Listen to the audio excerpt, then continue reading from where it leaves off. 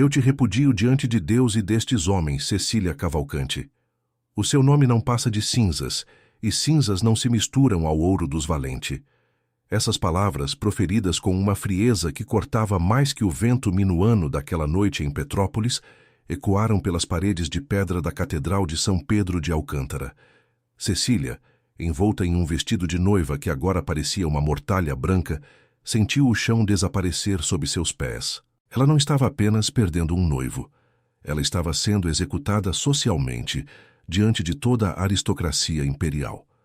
Enquanto Arthur Valente dava as costas a ela para segurar a mão de Isadora, a herdeira cujas terras se estendiam até onde a vista alcançava, Cecília foi empurrada para fora, para os degraus de pedra onde a chuva começava a cair, lavando a dignidade que lhe restava. Naquela noite, uma jovem que havia perdido tudo, desde a fortuna do pai até a própria esperança, encarou o abismo da miséria e murmurou algo que mudaria para sempre a vida do homem mais temido de todo o império. O que ninguém ali sabia, nem Arthur em sua arrogância, nem a sociedade em seu julgamento, era que Cecília carregava, escondido sob a renda do corpete, um segredo capaz de derrubar linhagens inteiras e reerguer impérios das cinzas. Prepare-se, pois esta não é apenas uma história de traição. É uma jornada de vingança e redenção que vai prender você do primeiro ao último segundo. Antes de descobrirmos o que o destino reservou para Cecília nos corredores sombrios da Quinta das Sombras, eu quero te pedir um favor. Assista a este vídeo até o final, pois a reviravolta que acontece no clímax é algo que você jamais imaginaria. Se você gosta de histórias intensas como esta, deixe seu comentário com uma nota de 0 a 10 e se inscreva no canal agora. Sua inscrição ajuda a manter viva a chama dessas narrativas que tocam o coração e a alma. Petrópolis, a cidade imperial, estava mergulhada em uma névoa espessa que parecia engolir os casarões e as carruagens.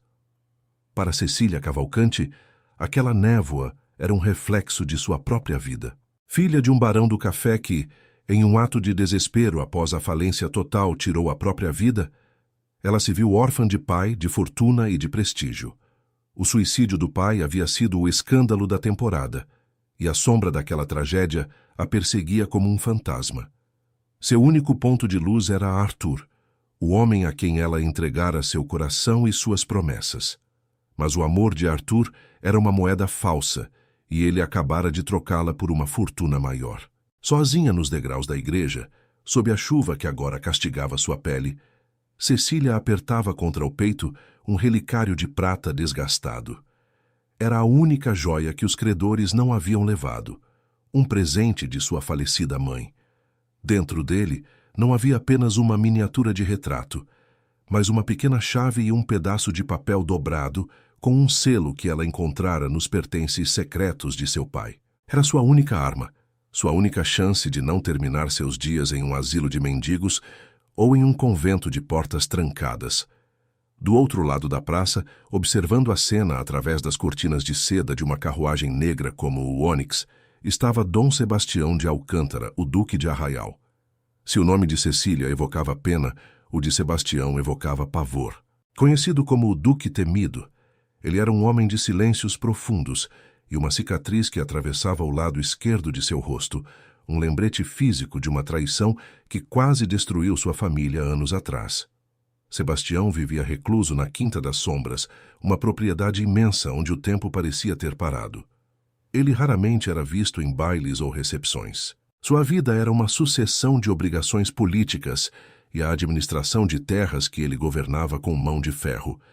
Mas por dentro, o duque era um deserto. Havia um vazio em seu peito que nenhuma riqueza podia preencher, uma solidão alimentada pela desconfiança. Ele acreditava que todos na corte eram abutres, prontos para despedaçar o que restava de sua honra. Em seu escritório, Sebastião costumava passar horas encarando um retrato coberto por um pano preto e mexendo em uma chave de prata que carregava no bolso do colete, o símbolo de tudo o que ele havia perdido e de tudo o que ele jurara proteger.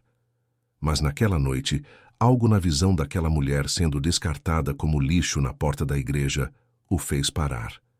Ele viu nela o mesmo olhar que via no espelho, o olhar de quem foi traído pelo mundo. A carruagem de Sebastião avançou lentamente, cortando o calçamento úmido.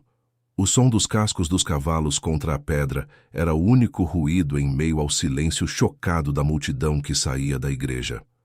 Arthur Valente, que estava prestes a subir em sua própria carruagem com sua nova noiva, parou ao ver o veículo com o brasão do Duque de Arraial. Um murmúrio correu entre os presentes. O que o Duque temido estaria fazendo ali? Sebastião desceu. Sua figura alta e imponente, envolta em uma capa de lã pesada, fez com que as pessoas recuassem involuntariamente. Ele ignorou Arthur, ignorou os olhares curiosos e caminhou direto até Cecília. Ela estava caída, o vestido de noiva sujo de lama, o cabelo desfeito, mas seus olhos brilhavam com uma fúria contida que ele reconheceu imediatamente. "Levante-se, senhorita Cavalcante", disse ele com uma voz que soava como o trovão distante nas montanhas. Cecília olhou para cima, encontrando o olhar gelado do Duque. Ela não tremeu. Em vez disso, ela apertou o relicário com mais força e disse, com a voz embargada pela chuva e pela humilhação: "O senhor veio se juntar ao espetáculo? Veio ver como se destrói o que restou de uma linhagem?" Sebastião sentiu um soco no estômago. Aquela frase era a mesma que sua mãe dissera antes de ser injustamente exilada pela corte, vítima de mentiras que o pai de Arthur ajudara a espalhar. O Duque paralisou por um segundo, o controle que ele tanto prezava vacilando. Ele viu o relicário nas mãos dela e percebeu o selo que aparecia levemente por entre os dedos de Cecília. Era o selo da antiga imperatriz, o selo que ele procurava há uma década. Sem dizer uma palavra, Sebastião estendeu a mão enluvada. Arthur Valente, sentindo-se ultrajado pela interrupção, deu um passo à frente. "Dom Sebastião, essa mulher não é mais nada. Ela é uma indigente. Por favor, não suje suas mãos com a escória da nossa sociedade." O Duque virou o rosto lentamente para Arthur. O olhar foi tão carregado de desprezo que o jovem ambicioso recuou um passo. "A escória, senhor Valente, geralmente é quem usa as escadas da igreja para cometer atos de covardia." Sebastião voltou-se para Cecília e fez o anúncio que chocou Petrópolis, um anúncio que seria repetido em todos os salões e cozinhas da província no dia seguinte. "A senhorita Cecília Cavalcante não voltará para a pensão de onde veio. Ela irá para a Quinta das Sombras. A partir de hoje, ela está sob minha proteção pessoal. E em breve, ela será minha duquesa." O silêncio que se seguiu foi absoluto, quebrado apenas pelo som da chuva. Isadora, a noiva rica de Arthur, empalideceu sob o véu de renda. Arthur sentiu o sangue fugir do rosto. Casar-se com o Duque de Arraial significava que Cecília agora tinha mais poder do que todos eles juntos. Mas isso era apenas o começo. Sebastião ajudou Cecília a subir na carruagem. O interior cheirava a couro antigo e tabaco caro. Assim que a porta se fechou e a carruagem começou a se mover, o clima de proteção evaporou, sendo substituído por uma tensão elétrica. Ele se sentou à frente dela, a cicatriz em seu rosto parecendo mais profunda sob a luz fraca da lanterna interna. "Eu não fiz isso por caridade, senhorita", disse ele, voltando ao tom frio e profissional. "Eu vi o que você carrega, aquele papel no relicário. É o que eu penso que é." Cecília, apesar de estar tremendo de frio, sustentou o olhar. Ela sabia que estava trocando um carrasco por outro, mas este novo carrasco tinha a chave para a sua vingança. É a prova de que seu pai nunca traiu a coroa. É a prova de que o pai de Arthur Valente e o conselheiro da corte forjaram os documentos para confiscar suas terras e exilar sua mãe. Meu pai guardou isso por medo ou por garantia. Mas eu não tenho mais nada a perder. Sebastião sentiu o coração bater contra as costelas como um animal enjaulado. A prova estava ali, ao alcance de sua mão. Mas ele também via o estado de Cecília. Ela estava no limite de suas forças. "Vamos para a Quinta das Sombras. Lá você terá roupas secas, comida e segurança. Em troca, você me entregará esse documento e assinaremos um contrato.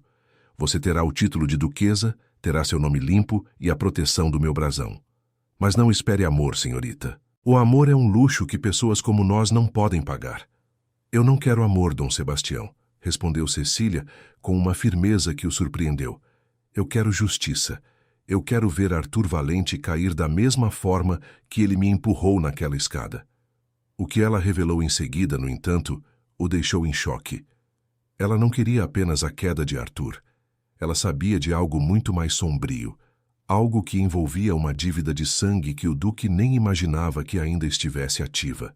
Mas isso era algo que ela só revelaria quando estivesse segura atrás dos muros de pedra da Quinta das Sombras. Ao chegarem na propriedade, a visão era imponente e sombria. Portões de ferro maciço se abriram para revelar um caminho ladeado por árvores centenárias, cujos galhos pareciam dedos retorcidos contra o céu cinzento. A mansão era vasta, com janelas altas que refletiam a luz das velas como olhos vigilantes. A cena de acolhimento foi rápida, mas carregada de detalhes que Cecília nunca esqueceria. O cheiro de lenha queimando na lareira do grande hall, o som dos passos apressados da governanta, Dona Rosa, que olhava para a jovem noiva encharcada com uma mistura de pena e desconfiança. Sebastião deu ordens curtas. Preparem a ala leste. Chamem o médico se for necessário. Ela não deve ser perturbada por ninguém até amanhã. Enquanto era levada para um banho quente e roupas de seda que pertenciam a alguma antepassada da casa, Cecília começou a notar coisas estranhas. A Quinta das Sombras não era apenas uma casa. Era uma fortaleza de segredos. Ela viu como os empregados tremiam diante de Sebastião, mas também notou como eles o respeitavam profundamente.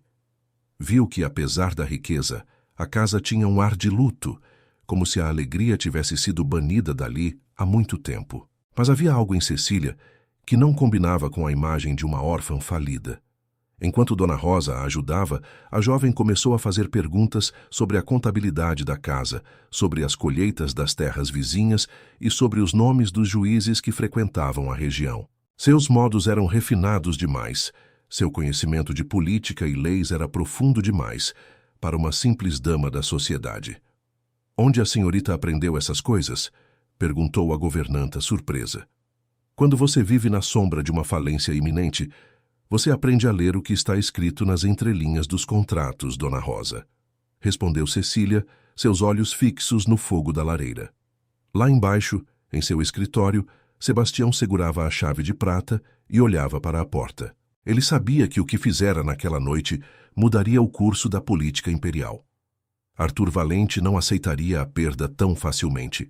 O conselho de família e a própria igreja seriam usados contra ele. Ele estava trazendo uma tempestade para dentro de casa, mas pela primeira vez em anos, ele sentia que não estava lutando sozinho. Ele achou que estava tudo sob controle, que o contrato seria simples e que ele conseguiria manter Cecília à distância, usando-a apenas como uma peça em seu tabuleiro de vingança. Ele não poderia estar mais enganado. O que ele não sabia era que Arthur já estava movendo suas peças, e o primeiro golpe viria de onde ele menos esperava. Uma acusação de insanidade contra Cecília, tentando usar a lei de tutela para tirá-la da Quinta das Sombras e interná-la em um sanatório, onde ela nunca mais veria a luz do sol, e o documento desapareceria para sempre. A guerra estava apenas começando, e o campo de batalha seria o coração de Petrópolis. Mas enquanto a neve começava a cair lá fora, no calor da lareira, Cecília jurou para si mesma que o relicário de prata seria a última coisa que seus inimigos veriam antes da ruína total. E isso era só o começo. O que aconteceria quando Sebastião descobrisse que a carta de Cecília não provava apenas a inocência de seu pai, mas revelava uma traição cometida por alguém dentro da própria Quinta das Sombras? A resposta a essa pergunta poderia destruir o pouco que restava da alma do Duque temido. Mas o silêncio daquela primeira noite na Quinta das Sombras não trouxe a paz que Cecília tanto esperava. Enquanto ela se perdia nos lençóis de linho bordado, o estalar das brasas na lareira parecia sussurrar os nomes de todos aqueles que a haviam traído. Ela estava segura, sim, mas sabia que aquela segurança era um castelo de cartas. O Duque não a resgatara por amor, e ela não aceitara o convite por desespero. O que os unia era algo muito mais perigoso e inquebrável, uma dívida de sangue que a história tentou apagar. Na manhã seguinte, o sol de inverno tentava inutilmente atravessar a névoa que ainda abraçava a propriedade. Cecília acordou com o som suave de uma bandeja de prata sendo colocada sobre a mesa de cabeceira. Dona Rosa, a governanta de olhar severo, mas mãos ágeis, trouxe um café forte e pães quentes. O cheiro era reconfortante, mas o clima na casa era de uma tensão palpável. O Duque a espera na biblioteca assim que terminar, disse a governanta sem rodeios. Ele não gosta de esperar, e muito menos de ser contrariado. Cecília assentiu, sentindo um frio na espinha. Ela se vestiu com um traje sóbrio que lhe fora providenciado, um vestido de veludo azul profundo que realçava a palidez de sua pele e a determinação em seus olhos. Antes de sair, ela abriu o relicário. A pequena carta com o selo imperial ainda estava lá, intacta. Aquele pedaço de papel era seu escudo e sua espada. A biblioteca da Quinta das Sombras era um labirinto de estantes que chegavam até o teto, preenchidas por livros em couro que exalavam o cheiro de séculos de conhecimento. Sebastião estava sentado atrás de uma escrivaninha de jacarandá, cercado por papéis e registros contábeis. Ele não levantou os olhos quando ela entrou. O som da pena arranhando o pergaminho era a única coisa que quebrava o silêncio. "Sente-se, senhorita Cavalcante", ordenou ele, finalmente largando a pena. Ele a observou por um longo momento. A luz que entrava pela janela alta destacava a cicatriz em seu rosto. Mas Cecília percebeu algo que não havia notado na noite anterior. Havia um cansaço profundo em seus olhos, uma exaustão que não vinha do trabalho, mas de carregar o peso de um nome difamado. "Vamos formalizar nosso acordo", continuou Sebastião, deslizando um documento sobre a mesa. "Este contrato garante que você terá o título de Duquesa de Arraial. Eu pagarei todas as dívidas deixadas por seu pai e restaurarei o nome dos Cavalcante. Em troca, você me entrega a carta original da Imperatriz e permanece nesta casa como minha aliada. Não haverá vida social, não haverá intimidade. Somos sócios em uma vingança." Cecília leu o documento com uma atenção que deixou o Duque intrigado. Ela não era a jovem ingênua que ele imaginara. Ela apontou para uma cláusula específica sobre a administração das terras. "Se eu vou ser a duquesa, Dom Sebastião, não serei apenas decorativa. Eu conheço a gestão de fazendas de café melhor do que qualquer administrador que o senhor possa contratar. Meu pai me ensinou tudo antes da ruína. Se eu ficar aqui, eu quero o direito de organizar os registros da quinta. Pelo que vejo em sua mesa, o senhor está sendo roubado por seus próprios subordinados." Sebastião paralisou. Ele nunca permitira que ninguém, muito menos uma mulher, questionasse sua autoridade ou tocasse em seus livros de contabilidade.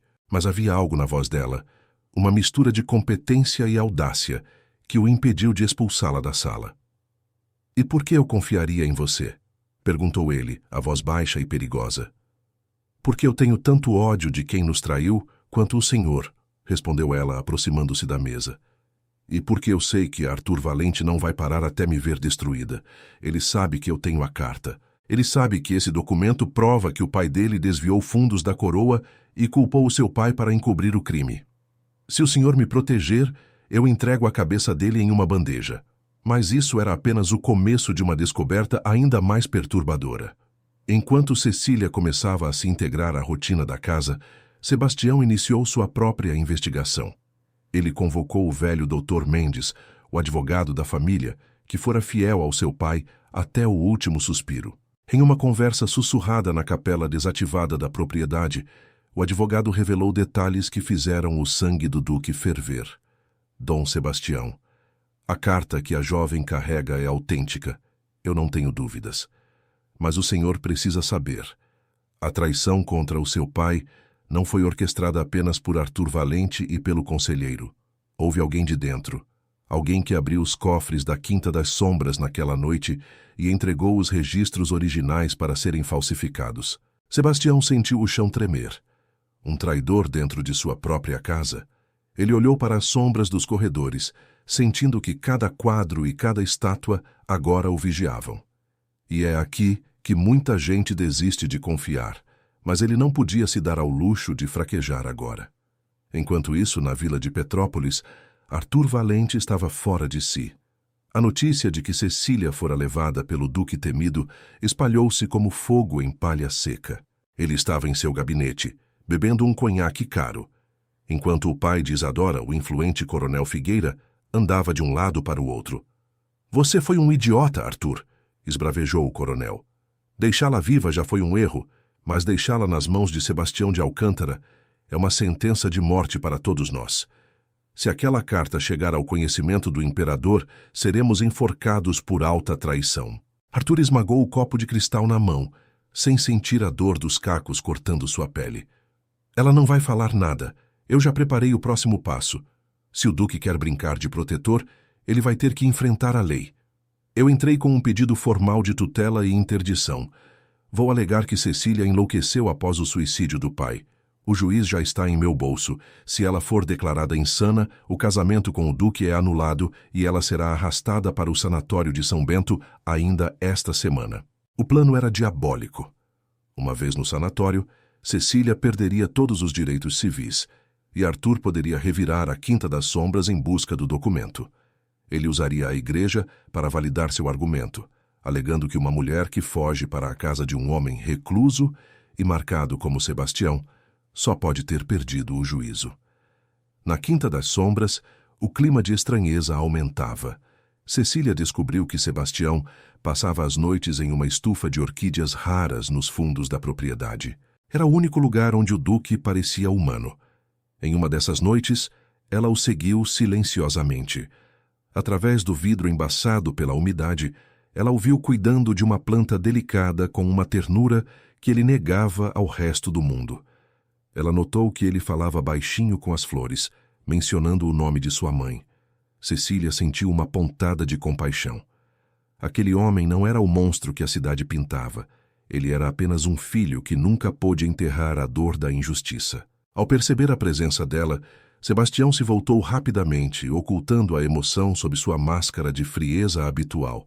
— O que faz aqui, Cecília? Eu disse que a ala leste era o seu limite. Eu vim dizer que os registros da adega não batem, Dom Sebastião, disse ela mantendo a calma. Alguém está desviando garrafas e suprimentos há meses, e eu suspeito que essa mesma pessoa esteja enviando mensagens para fora da propriedade. Sebastião deu um passo à frente. A luz da lua filtrada pelo vidro da estufa, criando sombras dramáticas em seu rosto. Você está me dizendo que há um espião de Arthur Valente aqui dentro? Eu estou dizendo que o senhor está cercado, e eu também, respondeu ela, retirando o relicário do pescoço e abrindo a tampa secreta. Mas eles não contavam com uma coisa. O segredo da carta não é apenas o que está escrito, mas o que está escondido atrás do selo. Ela entregou o papel a ele. Sebastião, com as mãos trêmulas, removeu o selo de cera com cuidado usando sua chave de prata. Por trás da cera, havia uma pequena marca d'água invisível a olho nu, um código que apenas os oficiais de alta patente do exército imperial sabiam ler. Meu Deus, murmurou o duque. Isso não é apenas uma prova de inocência. Isso é a lista completa dos nomes que financiaram o complô. Arthur é apenas o executor. O verdadeiro mentor é o homem que está sentado ao lado do imperador todos os dias. Ele achou que agora tinha o poder total. Mas o que aconteceu em seguida foi ainda pior. Um som de carruagem em alta velocidade ecoou pelo pátio de pedra. Dona Rosa entrou correndo na estufa, o rosto pálido de terror. Dom Sebastião, o oficial de justiça está no portão. Eles trazem uma ordem de busca e uma ordem de internação para a senhorita Cecília. Dizem que ela é uma ameaça para si mesma e para os outros. Sebastião olhou para Cecília. Ele viu o medo nos olhos dela pela primeira vez, mas também viu a decisão. Se ela fosse levada agora, tudo estaria perdido. Eles não vão levá-la, rugiu o duque. Tranque as portas, arme os capatazes. Ninguém entra na Quinta das Sombras sem o meu consentimento. Mas o oficial de justiça não estava sozinho. Atrás dele, Arthur Valente sorria vitorioso, acompanhado por um grupo de guardas e por um padre que carregava o decreto de excomunhão iminente. O cerco estava fechado, e o tempo para a audiência que decidiria o destino de Cecília estava correndo. Eles tinham apenas 48 horas antes que ela fosse legalmente considerada uma prisioneira do Estado. E é aqui que eu te pergunto. Você acha que o duque terá coragem de enfrentar o exército imperial para proteger uma mulher que ele mal conhece? O que você faria no lugar dele? Comente aqui embaixo o que você está achando dessa história e deixe sua nota de 0 a 10. Se ainda não se inscreveu, faça isso agora para não perder a parte 3, onde o segredo escondido na biblioteca mudará tudo o que sabemos sobre a família de Sebastião. O Duque olhou para a chave de prata em sua mão e depois para Cecília. Há um lugar onde eles não podem entrar, disse ele a voz firme. No porão desta casa, sob a biblioteca, existe um arquivo que meu pai manteve em segredo. Se vamos lutar contra o Império, precisamos de mais do que uma carta. Precisamos da verdade que foi enterrada viva. Mas o que eles encontrariam naquele porão era algo que nenhum dos dois estava preparado para enfrentar. Uma descoberta que ligava o passado de Cecília ao de Sebastião de uma forma que tornava o casamento deles não apenas um contrato, mas um destino inevitável e perigoso. Se você abrir aquela porta, Dom Sebastião, estará declarando guerra contra a justiça do Império e contra a própria Igreja. Entregue a louca e poupe o que resta do seu nome. A voz de Arthur Valente, amplificada pelo pátio de pedra da Quinta das Sombras, cortava o ar frio como uma lâmina. Lá dentro, no silêncio pesado da biblioteca, Sebastião de Alcântara não desviou o olhar de Cecília. Ela estava pálida, as mãos cerradas sobre o relicário de prata. Mas não havia loucura em seus olhos. Havia apenas o terror de quem sabe que o mundo está sendo distorcido para engoli-la viva. O Duque sentiu uma fúria que não experimentava há décadas. Eles não queriam apenas a verdade que ela escondia. Eles queriam apagar a existência dela para que os crimes do passado permanecessem enterrados. O que Arthur e o juiz corrompido que o acompanhava não sabiam era que a Quinta das Sombras guardava segredos muito mais profundos do que as paredes de granito sugeriam. Algo estava prestes a ser revelado, uma prova tão contundente que faria os alicerces da corte tremerem. Mas, para chegar a essa prova, Sebastião teria que tomar uma decisão que poderia custar sua liberdade e seu título.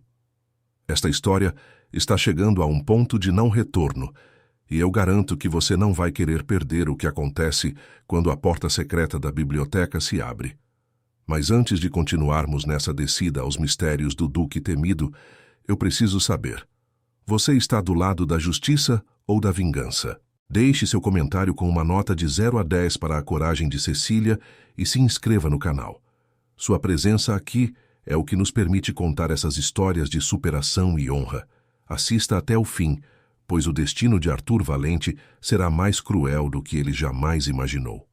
Sebastião caminhou até uma estante de carvalho maciço, onde o retrato coberto de sua mãe parecia vigiar o ambiente. Ele retirou a chave de prata do bolso, mas não a usou em uma fechadura comum. Ele a inseriu em um detalhe quase imperceptível do entalhe da madeira. Com um estalo seco, uma parte da estante cedeu, revelando uma escadaria em espiral que descia para as entranhas da mansão. "Venha, Cecília", disse ele, a voz baixa e urgente. "O oficial de justiça tem uma ordem de busca, mas ele não tem o mapa desta casa. Temos pouco tempo antes que eles decidam derrubar as portas." Eles desceram em silêncio, o ar tornando-se mais úmido e carregado com o cheiro de papel antigo e terra. No fundo da escadaria, abriram uma câmara que exalava segredo. Era o arquivo privado do antigo duque, um lugar que Sebastião jurara nunca abrir, a menos que a sobrevivência da linhagem estivesse em jogo. Nas prateleiras não havia livros de literatura, mas sim caixas de metal lacradas, e diários de registros que nunca passaram pelo cartório oficial. Sebastião usou a luz de um candelabro para iluminar uma mesa central. Cecília, apesar do medo, sentiu uma estranha conexão com aquele lugar. "Meu pai sempre dizia que a verdade é como a água, ela sempre encontra uma fresta para brotar", sussurrou ela, observando os documentos. Mas o que eles encontraram em seguida o deixou em choque. Ao abrir uma das caixas marcadas com o selo do Barão Cavalcante, o pai de Cecília, Sebastião encontrou uma série de cartas trocadas entre os dois pais. Ele descobriu que o pai de Cecília não fora apenas um espectador da ruína dos Alcântara. Ele tentara desesperadamente avisar o duque sobre o complô. Havia uma carta, escrita dias antes do suicídio do barão, que explicava por que ele falira. Ele havia usado toda a sua fortuna para comprar o silêncio de testemunhas que Arthur e o coronel Figueira queriam assassinar. O pai de Cecília não perdera o dinheiro em jogos ou má gestão. Ele o dera para tentar salvar a honra de Sebastião. E Cecília, sem saber, carregava no relicário a peça final que o pai não teve tempo de entregar. Ele não se matou apenas por causa da dívida, Dom Sebastião, disse Cecília, as lágrimas rolando por seu rosto enquanto lia as anotações. Ele se sacrificou. Ele sabia que, se morresse, a investigação sobre ele pararia, e eu teria uma chance de sobreviver com este segredo até que encontrasse alguém em quem confiar. Sebastião sentiu uma onda de culpa e respeito atingi-lo como um golpe físico. Ele passara anos odiando a aristocracia, acreditando que todos eram traidores, enquanto o homem que ele considerava um barão falido tinha sido seu maior aliado nas sombras. E agora eles querem interná-la para que ninguém nunca leia o que está aqui, rugiu o duque fechando o punho sobre a mesa. Arthur usou o seu noivado para se aproximar da sua casa e roubar o que restava dos arquivos do seu pai. Quando ele percebeu que você tinha a carta original, ele a descartou na igreja para destruí-la emocionalmente e facilitar a interdição legal. Mas o perigo estava mais próximo do que imaginavam. Um estrondo ecoou do topo da escadaria. O oficial de justiça e Arthur haviam conseguido entrar na biblioteca. O som de móveis sendo arrastados e gritos de ordens chegava até o porão. Dom Sebastião! A voz de Arthur agora estava dentro da casa. Eu sei que ela está aqui. Escondê-la só prova a sua cumplicidade na demência dessa mulher. O juiz está aqui comigo. Se você não a entregar agora, a Quinta das Sombras será cercada pelo exército até o amanhecer. O duque olhou para Cecília. Ele sabia que, se ficassem ali, seriam pegos como ratos em uma armadilha. Ele tomou uma decisão moral que mudaria tudo. Ele não apenas a protegeria, ele a tornaria intocável. Eles não podem prendê-la se você não for mais uma órfã vulnerável, disse ele, segurando as mãos dela. O contrato que assinamos era frio, mas agora ele é sagrado. Amanhã é o grande baile de inverno no palácio. Arthur espera que você esteja em uma cela de sanatório. Em vez disso, você entrará naquele salão como a duquesa de Arraial com estas provas em mãos. Mas o juiz assinou a ordem, Sebastião, disse ela, o medo voltando. Eles podem me levar à força. Não se eu alegar o direito de custódia marital imediata. Eu vou forçar o casamento hoje, aqui mesmo, com a presença do meu capelão particular. Eles podem ter a lei dos homens, Cecília, mas eu tenho o poder desta terra. O risco era imenso. Se o plano falhasse, Sebastião perderia tudo. Suas terras, seu título e sua honra. Ele seria visto como um sequestrador e um rebelde, mas quanto mais ele via a força de Cecília, mais ele percebia que a vida dele, sem aquela mulher e sem aquela verdade, não valia nada. Nas horas que se seguiram, a Quinta das Sombras tornou-se um campo de batalha diplomático. Sebastião subiu e enfrentou o oficial de justiça e o juiz no grande hall. Com uma calma gélida, ele apresentou o registro de casamento de emergência, assinado e selado pelo capelão da família Alcântara, um homem cuja autoridade religiosa Arthur não ousava desafiar publicamente naquele momento. A senhora Cecília de Alcântara é minha esposa, declarou o duque diante de um Arthur lívido de ódio. Ela está sob a proteção da Casa de Arraial. Qualquer tentativa de levá-la será tratada como um ataque à minha soberania e resolvida com aço, não com papéis. Vocês têm 48 horas até o baile. Se tem provas de que minha esposa é insana, apresentem-nas diante do imperador. Até lá, saiam da minha propriedade. Arthur recuou, mas seus olhos prometiam sangue. Você cometeu o erro da sua vida, Sebastião. Você se casou com um cadáver social. Aproveite seus últimos 2 dias, pois no baile, eu não apenas levarei a carta, eu levarei a cabeça de vocês dois. Quando os vilões partiram, o silêncio que restou na mansão era carregado de uma nova eletricidade. Cecília e Sebastião estavam agora ligados por algo muito mais forte do que um contrato. Naquela noite, enquanto se preparavam para o confronto final, um pequeno gesto mudou tudo. Ao trocarem um livro na biblioteca, suas mãos se tocaram. O duque, o homem que nunca baixava a guarda, não recuou. Ele olhou para ela e viu pela primeira vez não uma aliada estratégica, mas uma mulher que o fizera sentir vivo novamente. Eu vou protegê-la, Cecília, sussurrou ele, a voz rouca. Não apenas pela carta, mas porque o mundo não merece apagar a luz que você tem. Mas havia algo que Sebastião ainda não sabia. Arthur tinha um trunfo final.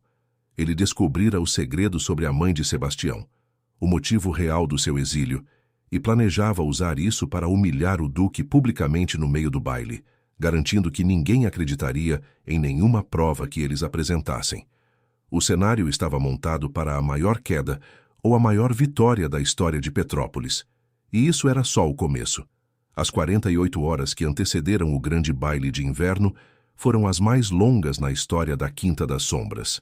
Enquanto Petrópolis se preparava para a noite de gala no Palácio de Cristal, dentro dos muros de granito da mansão de Sebastião, o ar estava carregado com o cheiro de cera de selar e a tensão de uma execução iminente. Cecília não era mais a jovem trêmula deixada nos degraus da igreja. Ela agora se movia com a precisão de uma rainha em um tabuleiro de xadrez, revisando cada linha dos documentos que provavam a traição de Arthur. Mas o que ela não sabia era que, enquanto ela se armava com a verdade, o inimigo preparava um golpe que visava não a sua sanidade, mas o coração do próprio duque. Arthur Valente não era apenas ambicioso. Ele era um predador que conhecia as feridas de suas presas. Em uma reunião secreta em um clube de cavalheiros, ele segurava um maço de papéis amarelados, roubados dos arquivos mortos da paróquia. O duque acha que pode me vencer com uma carta da imperatriz? Rosnou Arthur para o coronel Figueira. Ele se esquece de que o povo de Petrópolis tem memória curta para a justiça, mas memória eterna para o escândalo. Amanhã, diante de toda a corte, eu não vou apenas internar Cecília. Eu vou revelar por que a mãe de Sebastião foi exilada de verdade. Quando eu terminar, o nome Alcântara será sinônimo de vergonha, e ninguém dará ouvidos a um homem cuja linhagem está manchada pela traição de sangue. Ele achou que tinha a vitória garantida. Ele não poderia estar mais enganado sobre a força de uma mulher que não tem mais nada a perder. Na noite do baile, a névoa estava tão densa que os lampiões de gás pareciam apenas pontos fantasmagóricos no horizonte. Na Quinta das Sombras, Dona Rosa ajudava Cecília a vestir seu traje de guerra. Um vestido de seda negra, com detalhes em renda francesa e o relicário de prata pendurado em uma fita de veludo no pescoço. Sebastião entrou no quarto, vestindo seu traje de gala negro, a ordem do cruzeiro brilhando em seu peito. Ele trazia uma pequena caixa de veludo.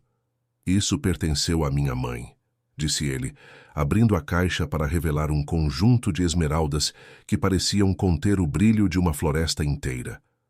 Ela foi acusada de conspirar contra o trono, Cecília. Foi por isso que ela foi exilada. Meu pai nunca conseguiu provar a inocência dela, e eu passei a vida escondendo essa vergonha.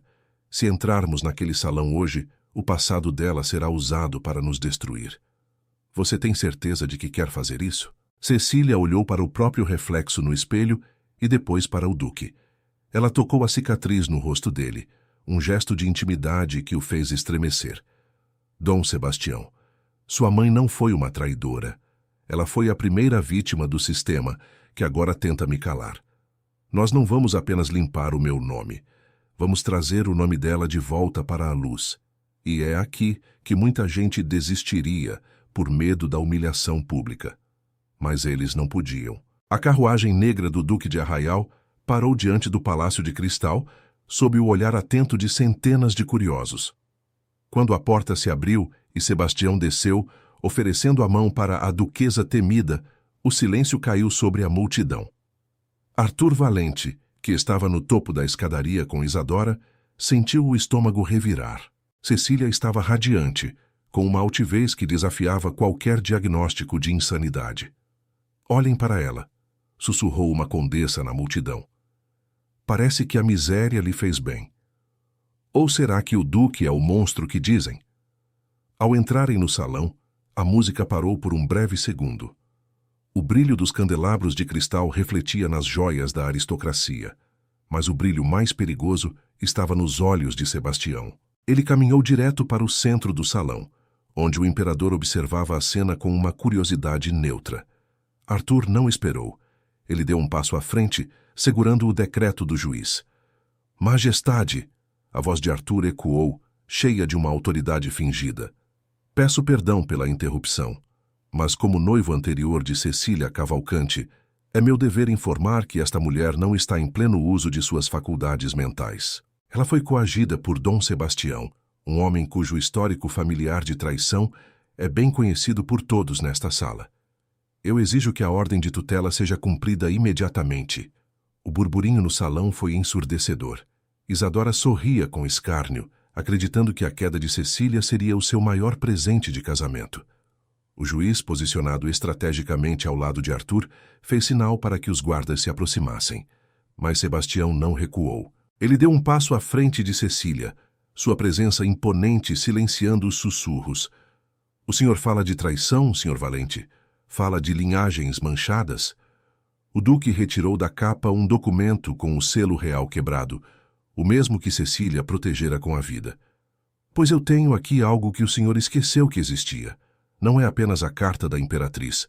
É o diário de registros da alfândega de 1860, que meu pai manteve escondido em um cofre no porão. Arthur empalideceu.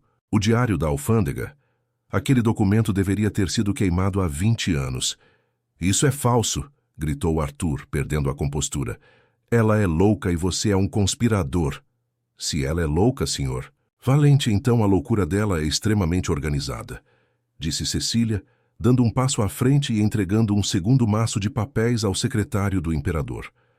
Pois aqui estão as provas de que o senhor e o coronel Figueira desviaram fundos destinados à defesa das fronteiras para financiar suas próprias fazendas. Meu pai descobriu tudo e, por isso, o senhor o levou à ruína e ao suicídio. O senhor não queria se casar comigo por amor. O senhor queria o controle dos arquivos do meu pai para apagar o seu crime. A tensão no salão era quase insuportável. O coronel Figueira tentou se retirar discretamente, mas os capatazes de Sebastião, vestidos como criados, bloquearam as saídas. Arthur, sentindo o cerco fechar, jogou sua última carta. E quanto à sua mãe, Duque? Gritou ele, a voz agora estridente. Todos sabem que ela foi exilada por vender segredos de Estado. Você é filho de uma espiã. Sebastião parou. O silêncio que se seguiu foi pesado como chumbo. Ele olhou para as esmeraldas no pescoço de Cecília e depois para o imperador. Minha mãe foi exilada porque ela descobriu que o pai do senhor Valente estava vendendo esses mesmos segredos. E ela foi silenciada para que a verdade não chegasse ao trono. O documento que o secretário do imperador tem em mãos agora prova que as provas contra minha mãe foram forjadas por um tabelião que Arthur Valente subornou há 3 dias para manter o segredo vivo. Nesse momento, o secretário do imperador levantou os olhos dos papéis, o rosto pálido. Ele sussurrou algo no ouvido do monarca. O imperador olhou para Arthur com um desprezo que selou o destino do vilão. Mas o que aconteceu em seguida foi o golpe de misericórdia que ninguém esperava. O que você faria se descobrisse que toda a sua vida foi baseada em uma mentira arquitetada pelo homem que você amava?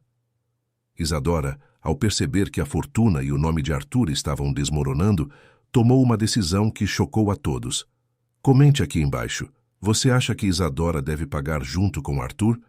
Ou ela é apenas outra vítima da ganância dele? Deixe sua nota de 0 a 10 e não se esqueça de se inscrever para o grande final, onde a queda de Arthur será completa e a Quinta das Sombras verá sua primeira manhã de luz.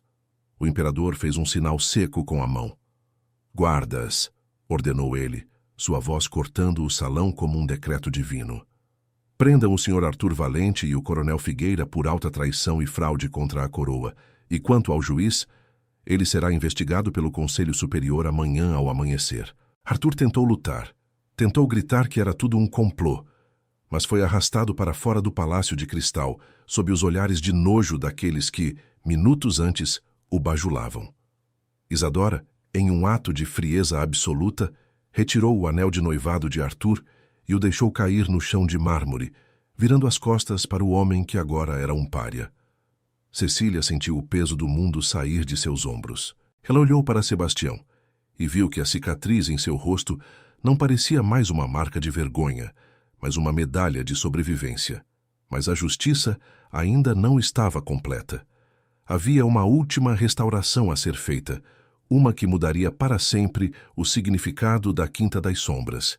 E é aqui que o verdadeiro renascimento começa.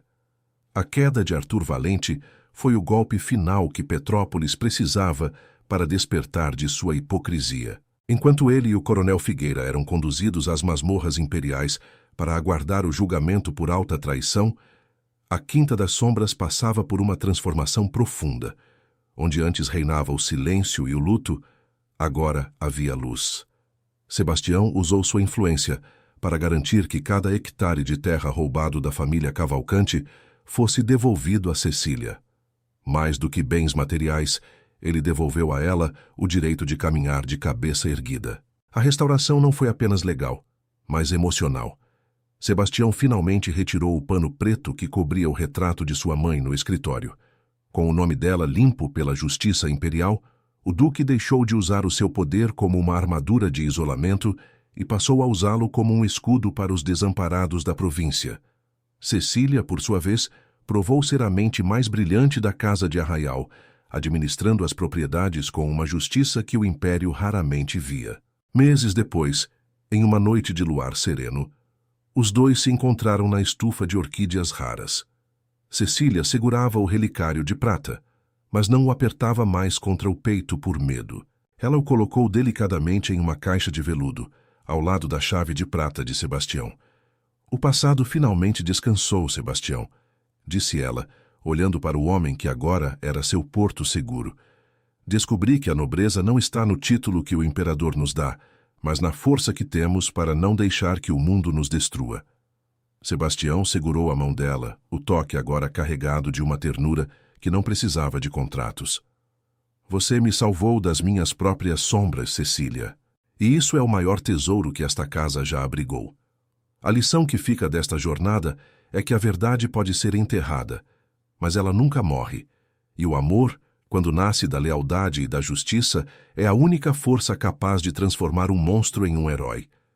Espero que você tenha se emocionado com a história de Cecília e Sebastião, tanto quanto eu. Se você acompanhou até aqui, deixe sua nota de 0 a 10 nos comentários. Eu leio cada um de vocês. E se você quer mais histórias intensas sobre superação, vingança e amores proibidos, inscreva-se no canal agora. Sua companhia é o que nos move a continuar trazendo essas narrativas inesquecíveis. Até a próxima história.